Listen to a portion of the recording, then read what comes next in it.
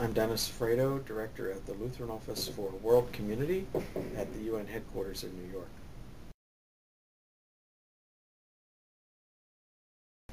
Well, our responsibility here at the UN for the Lutheran churches are, on the one hand, to convey the social policy views of the Lutheran churches, both in the U.S. and around the world, to the United Nations, and at the same time to inform people in the churches about what the United Nations is doing.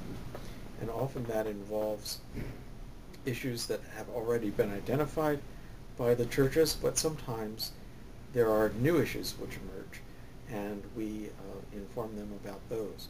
One example in the past period would be the issue of the landmines, and that was one that the UN was taking up in its discussions, and we made that issue known to people in the churches both in the U.S. and with the Lutheran World Federation.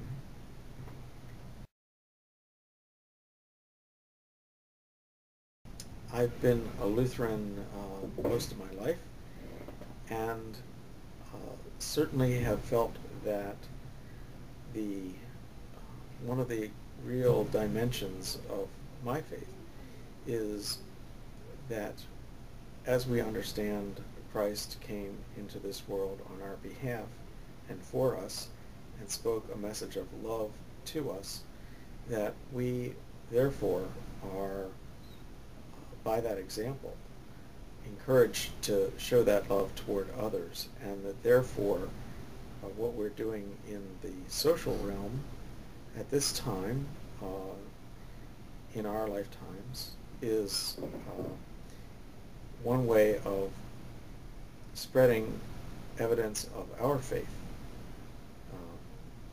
to others.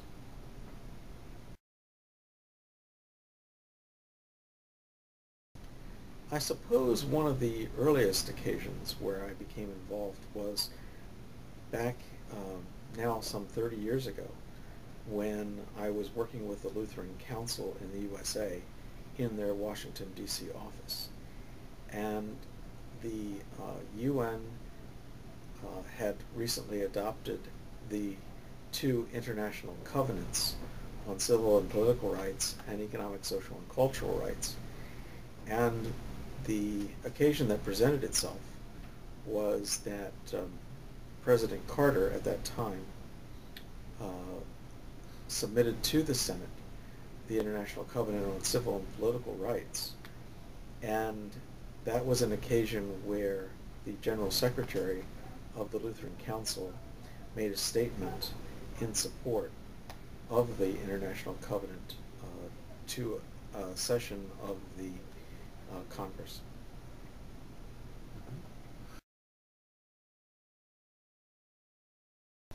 In 1989, when I was working in the Washington, D.C. office of the ELCA, there was, at that time, the Civil War going on in El Salvador. And with our Lutheran Church partners there, specifically Bishop Gomez, we were very concerned about the situation of people who had been displaced and the general problem of ongoing war. Then at one point in November of that year, 1989, the insurgency movement in El Salvador stepped up its offensive against the government. And one of the things that happened was the Salvadoran authorities, military and others, were rounding up people who were involved in humanitarian work. And so there was a group of people, primarily from the U.S., but also at least one or two Canadians and some Germans, who were working, helping Bishop Gomez with the displaced people.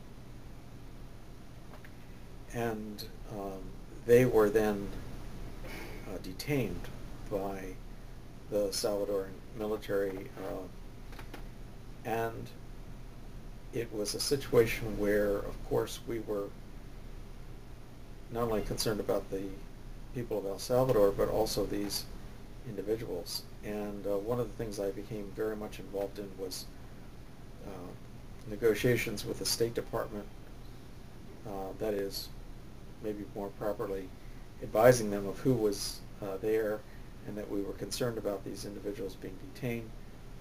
And then, on the basis of the discussions with them and their efforts to have these folks released, we were in communication with churches, not only in the U.S., but in Europe and quite far afield. And I think that led to churches putting pressure on the U.S., particularly in Europe, to not only get their nationals out, but try to bring an end to the Civil War in general. That led to the Salvadoran authorities releasing these individuals.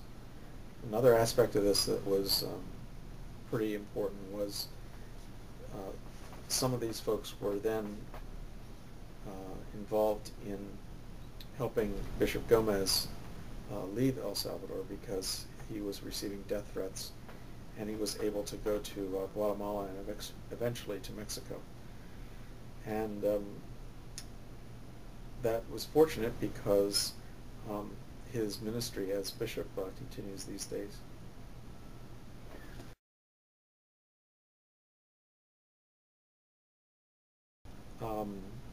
One of the articles that I think is really important that maybe doesn't get so much attention is the article relating to ensuring an adequate standard of living for all. And that covers many aspects: health, education, a whole range of things.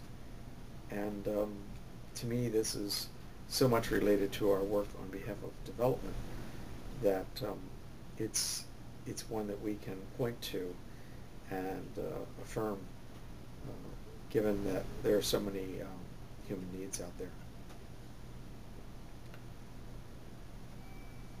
In terms of other mechanisms, I mentioned that a number of these have emanated from the Universal Declaration. One of the things that we've been able to do from our office is to facilitate the reporting from churches and other partners in different countries when the parties to a treaty are being reviewed on a periodic basis in the treaty bodies. The most prominent example for us has been the Convention on the Elimination of All Forms of Discrimination Against Women, wherein the Lutheran Church in Venezuela submitted what we call a shadow report. That is, a report that tries to give a different perspective from that of the official government response. Governments have to provide their reports on how they've been in compliance with the different treaties. And so we view these shadow reports as the so-called reality check against the reports of governments, which are always quite positive about their own situations. We also have hosted here in the past year or two women from Mauretania who are associated with the Lutheran World Federation program in Mauretania, and they offered their shadow report, and they were observing the meeting of the committee relating to CEDAW, the convention, here in New York when they were reviewing Mauretania's compliance with that treaty. That was the first review of Mauretania's compliance with the treaty, and I thought it was a good experience for them, and we were happy to be able to do what we could to facilitate their presence here.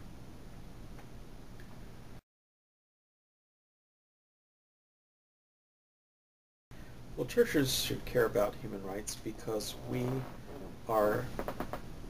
understand each human being to be created in the image of God, and each human being therefore has dignity in God's sight. And human rights are one of the ways that one can protect and preserve human dignity. And so, for me, it's clearly an effort in working for human rights to fulfill one of those teachings that the church has had for many years. And maybe in the most fundamental way, it helps us live out the golden rule about doing unto others as we would have them do unto us.